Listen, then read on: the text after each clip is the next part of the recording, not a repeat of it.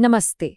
आज बात करते हैं भारतीय संविधान के अंदर की एक जबरदस्त खींचतान की। एक ऐसी लड़ाई जो दशकों तक चली और जिसने तय किया कि हमारा लोकतंत्र कैसा होगा। ये लड़ाई है दो बहुत ही शक्तिशाली अनुच्छेदों के बीच, आर्टिकल 13 और आर्टिकल 368। तो चलिए इस संवैधानिक कहानी को समझने के लिए सीधे इसमें उतरते हैं। एक पल के लिए सोचिए, क्या हो अगर कल संसद एक कानून पास कर दे कि अब से बोलने की आज़ादी खत्म। क्या संसद ऐसा कर सकती है?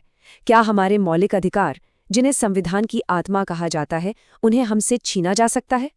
बस यही वो एक सवाल है जो हमें इस पूरी बहस के केंद्र में ले जाता है। तो देखिए, इस कहानी में दो मुख्य किरदार हैं।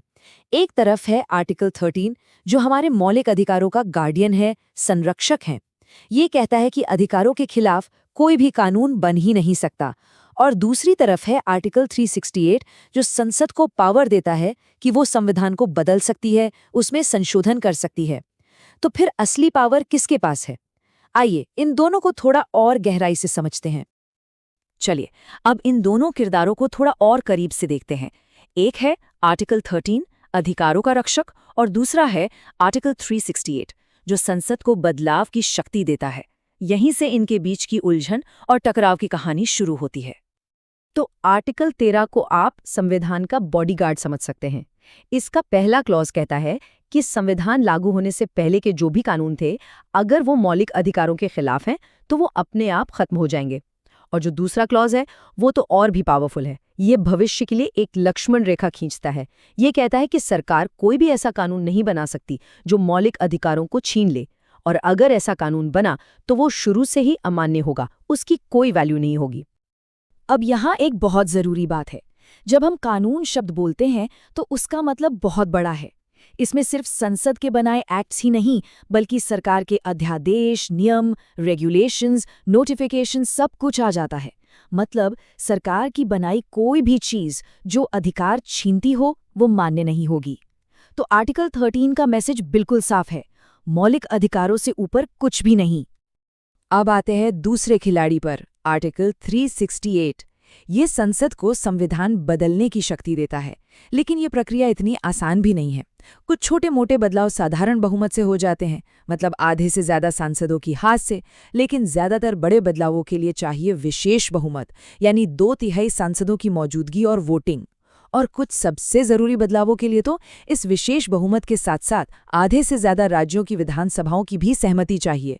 इसका मतलब ये हुआ कि हमारा संविधान ना तो पत्थर की लकीर है कि बदल ही ना सके, और ना ही कोई कागज का टुकड़ा कि जब चाहे जैसे चाहे मोड़ दिया।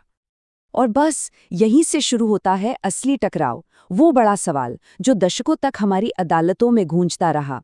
क्या आर्टिकल 368 के तहत किया गया संविधान में बदलाव आर्टिकल 13 की नज़र में एक कानून है?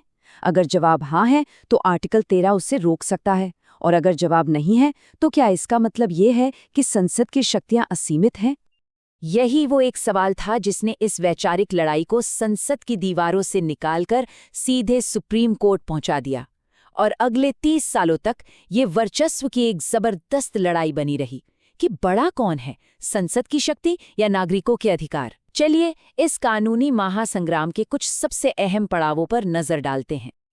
ये इस पूरी लड़ाई का एक रोड मैप है।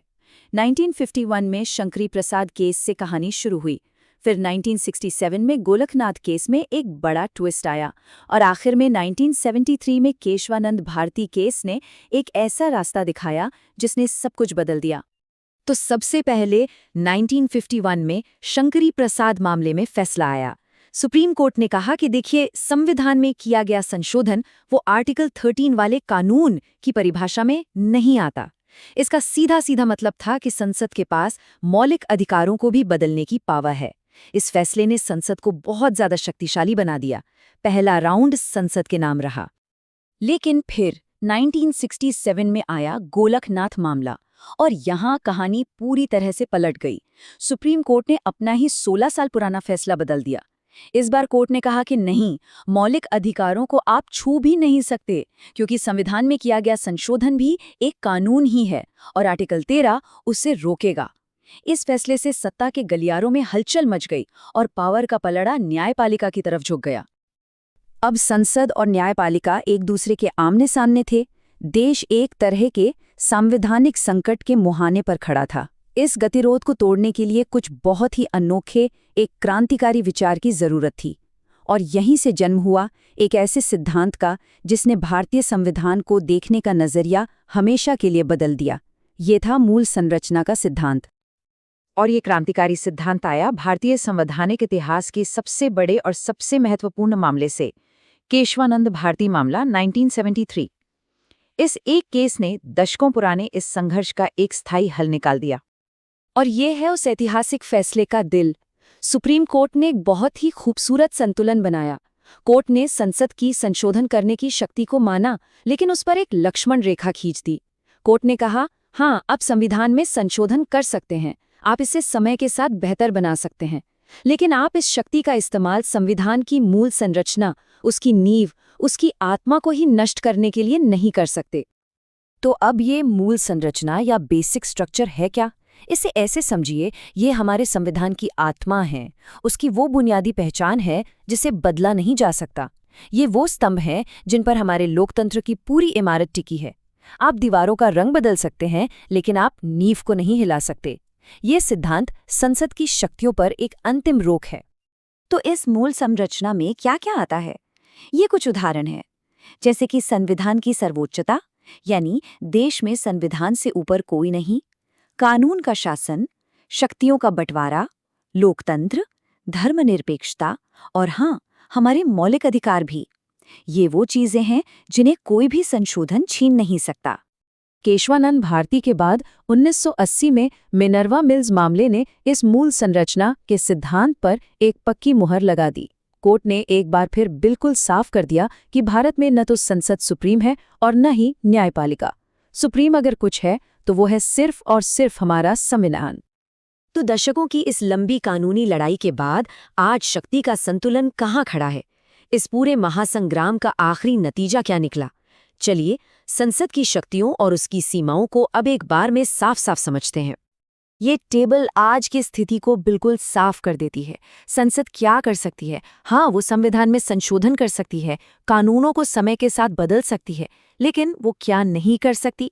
वो संविधान की मूल संरचना को नष्ट नहीं कर सकती, हमारे मौलिक अधिकारों को पूरी तरह खत्म नहीं कर सकती, या संविधान की आत्मा को ही नहीं निकाल सकती। तो अब आर्टिकल 13 और 368 दुश्मन नहीं है, बल्कि एक दूसरे को संतुलित करते हैं। तो अंत में इस पूरी कहानी का जो सबसे बड़ा सबक है वो इस एक लाइन में छिपा है: संसद संविधान की ट्रस्टी है, उसकी मालिक नहीं। इसका सीधा सा मतलब है कि ये शक्ति संसद को एक अमानत के तौर पर दी गई है, संविधान की रक्षा करने के लिए, उसे समय के साथ बेहतर बनाने के लिए, न कि उसकी आत्मा को नष्ट करने के लिए। और यही संतुलन हमारे लोकतंत्र की सबसे बड़ी खूबसूरती और ताकत है।